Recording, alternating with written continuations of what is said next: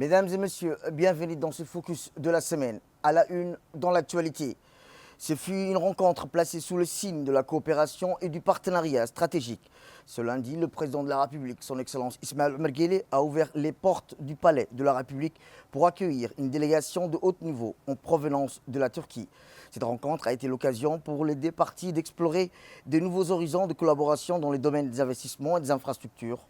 Voici un résumé de cette rencontre. Au sommet, témoignage de l'engagement des deux nations à œuvrer ensemble pour un développement économique et durable.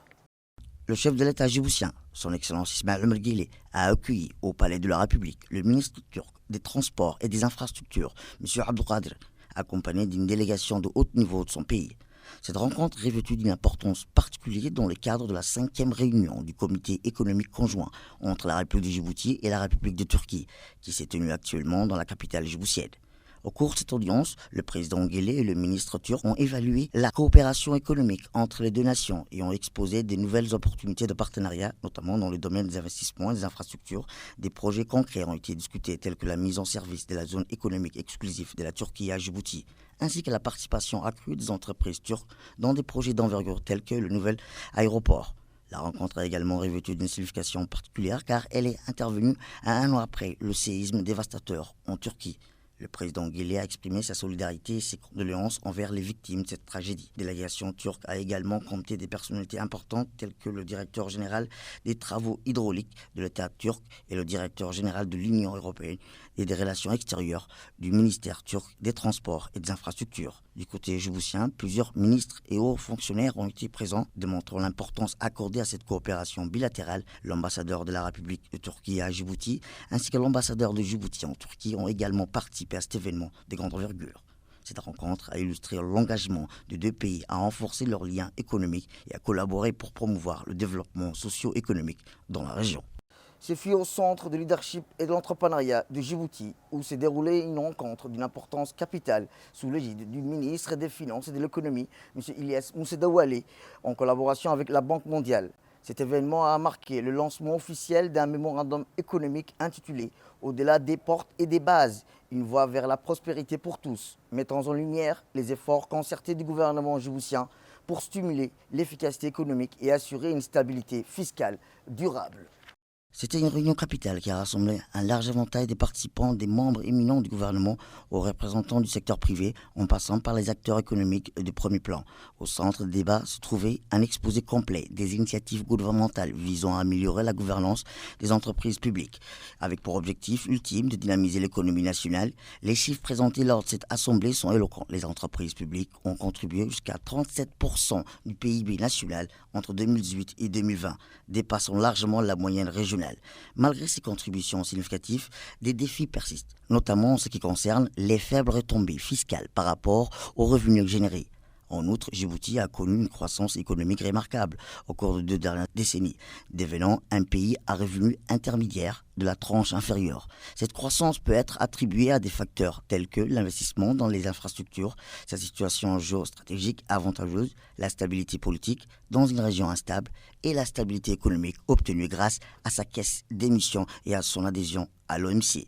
Cependant, le pays fait toujours face à des défis structurels, notamment des coûts élevés d'électricité et des télécommunications, ainsi qu'un environnement des affaires fragile. La présence d'entreprises publiques à dominant dans les secteurs clés contribue à ces atouts et des coûts élevés et entrave la concurrence. En réponse à ces défis, le gouvernement a adopté une approche proactive, en introduisant les codes de la bonne gouvernance de 2016 et en renforçant le cadre juridique de 2019. L'adhésion récente des Djibouti en Compact MENA des entreprises publiques en 2021 témoigne de son engagement envers l'amélioration de la gouvernance et des performances de ces secteurs vitaux. La présentation a été suivie d'échanges dynamiques où les participants partageaient leurs perspectives, posaient des questions pertinentes et exprimaient leurs préoccupations. Des discussions passionnées ont émergé autour des défis spécifiques auxquels sont confrontées les entreprises publiques, mettant en lumière la nécessité d'adopter des stratégies innovantes pour surmonter ces obstacles. Le ministre des Finances et de l'Économie, accompagné des représentants de la Banque mondiale, ont écouté attentivement les interventions de l'audience, démontrant ainsi un engagement sincère envers une réforme économique durable et inclusive. Cette atmosphère d'échange ouvert et constructif a renforcé l'engagement mutuel en faveur d'une économie dynamique et inclusif. Cette rencontre marque aujourd'hui un tournant décisif dans les efforts de Djibouti pour promouvoir une économie résiliente et inclusive. Une date à marquer d'une pierre blanche dans les annales de l'histoire djiboutienne. La cérémonie de transfert des archives nationales vers l'Agence nationale pour la promotion de la culture sous l'égide des plus hautes autorités symbolise la volonté du pays de préserver son précieux patrimoine historique en confiant la conservation des documents fondateurs tels que le journal officiel ou le décret présidentiel aux professionnels chevronnés du département des archives nationales. Djibouti franchit un cap décisif. La cérémonie de transfert des archives nationales vers l'Agence nationale pour la promotion de la culture s'est tenue sous l'égide des plus hautes autorités, marquant une étape décisive dans la valorisation du patrimoine historique djiboutien, en confiant la conservation des documents d'une importance capitale comme le journal officiel ou les décrets présidentiels aux professionnels chevronnés du département des archives nationales. Djibouti franchit un cap majeur. Ces archives politiques, désormais accessibles aux chercheurs et au grand public, constituent une mine d'or pour mieux comprendre l'évolution de l'État djiboutien. Ce travail titanesque de numérisation puis de classification mené avec rigueur sous la houlette du secrétaire général du gouvernement témoigne de l'engagement des autorités à préserver la mémoire collective nationale. Dorénavant, abritées à la NPC, ces archives rejoignent les nombreux trésors culturels dont l'agence a la charge qu'elle conserve et valorise avec professionnalisme. Cette cérémonie historique, à laquelle ont assisté de nombreuses personnalités dont la ministre de la Culture, marque incontestablement une étape majeure. Elle symbolise la volonté farouche de Djibouti de protéger son patrimoine national dans toutes ses déclinaisons, de la transmettre, enrichir aux nouvelles générations. En la matière, le pays ne manque décidément pas d'ambition, comme on atteste le certificat de mérite décerné aux archivistes pour leur contribution exceptionnelle. Il s'agit là désormais de préserver dans cette voie en continuant à collecter, numériser et valoriser le fabuleux héritage historique djiboutien. Ils étaient attendus. Ils ont répondu présent. Les athlètes djiboutiens, portés par tout un peuple, ont littéralement brillé lors du semi-marathon international de Djibouti, s'adjugeant les premières places du podium. Une consécration après des années d'efforts acharnés, fruit du travail de l'ombre de la Fédération d'athlétisme nationale grâce au soutien des autorités djiboutiennes et au programme mis en place. Une nouvelle génération de coureurs locaux voit le jour, prête à tutoyer les sommets. La 23e édition du semi-marathon international de Djibouti, organisée ce vendredi dernier sous l'égide du secrétaire d'État chargé des sports, Hassan Mohamed Kamil, restera dans les annales. Et pour cause, les athlètes djiboutiens y ont littéralement brillé, trustant les premières places au podium. Performance historique vient couronner des années d'efforts intensifs consentis par la Fédération d'athlétisme djiboutien grâce au soutien indéfectible du président de la République, son Excellence Ismaël Merguele, et au programme de bourses mis en place. La nouvelle génération de coureurs locaux peut désormais rivaliser avec les meilleurs de la sous-région. Ainsi, c'est Mohamed Ismaël Fatah du Forces armées djiboutien qui a remporté l'épreuve reine du semi-marathon en 1 heure 2 minutes devant son compatriote Adam Wabrirar de la Garde-Côte. Cette performance historique, à l'image du sacre de ces athlètes, ouvre la voie à un avenir prometteur pour l'athlétisme djiboutien, à condition de continuer à miser sur ces pépites locales, véritables réservoirs de talent made in Djibouti. Une magnifique consécration pour ces athlètes, symbole de la vitalité du sport djiboutien.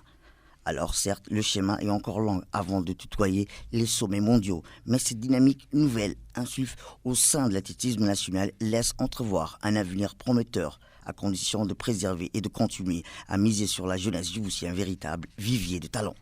Les organisateurs de l'événement l'ont bien compris, qui n'ont pas tari d'éloger sur les champions locaux, à l'instar du directeur de Dimoni, Madame Hibou Mahmoud, ou encore du colonel Ouass Omar Bourré, commandant de la garde-côte, tout en saluant l'abnégation des coureurs djiboutiens, dignes représentants du pays sur les pistes internationales. Alors rendez-vous l'année prochaine pour de nouvelles médailles à la saveur locale. On peut l'espérer, car le sport djiboutien n'a probablement pas fini de nous surprendre. Dans l'actualité internationale, le chef de l'Agence des Nations Unies pour les réfugiés, Filippo Grandi, a lancé une mise en garde contre un possible flux de migrants soudanais vers l'Europe si un accord de cessez-le-feu n'est pas rapidement conclu entre les parties en conflit au Soudan. La situation humanitaire critique marquée par plus de 9 millions de déplacés internes et 1,5 million de réfugiés ayant fui le combat risque de pousser les populations vers la Libye, la Tunisie et éventuellement la Méditerranée. Il a également souligné les difficultés de pays voisins du Soudan tels que le Tchad, la République centrafricaine, le Sud-Soudan, l'Éthiopie qui ont leur propre fragilité et ne seront pas en mesure d'apporter une aide suffisante aux réfugiés. Les réfugiés sortent, ils ne reçoivent pas assez d'aide, ils vont plus loin, les Européens s'inquiètent toujours des personnes qui traversent la Méditerranée. J'ai mis en garde à leur adresser et s'ils ne soutiennent pas davantage les réfugiés qui quittent le Soudan ou même les personnes déplacées à l'intérieur du pays, nous insisterons à des mouvements de population vers la Libye, la Tunisie ou d'autres pays de la Méditerranée. L'absence de la résolution du conflit au Soudan menace de créer une nouvelle vague de réfugiés, mettant en péril la stabilité régionale et accentuant le défi humanitaire. Alors que les Nations Unies estiment au moins à 12 000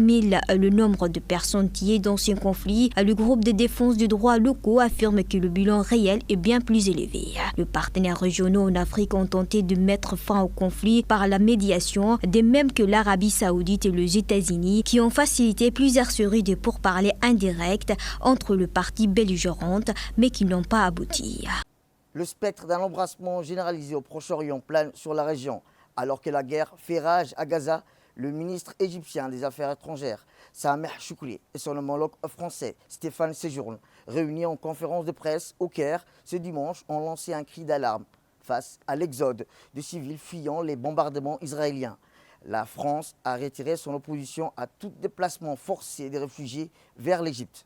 Le chef de la diplomatie française, Stéphane Séjourne, était dimanche au Caire où il a rencontré son homologue égyptien Sameh Choukri. Lors d'une conférence de presse commune, ce dernier a mis en garde contre un embrasement généralisé au Proche-Orient si un cessez-le-feu n'était pas rapidement conclu à Gaza. La guerre à Gaza, le menace qui pèse sur la navigation en mer Rouge, les opérations militaires en Syrie, en Irak, ainsi que la situation à la frontière israélo-libanaise, tout cela est le signe d'une escalade et d'un possible glissement vers un conflit élargi, a déclaré M.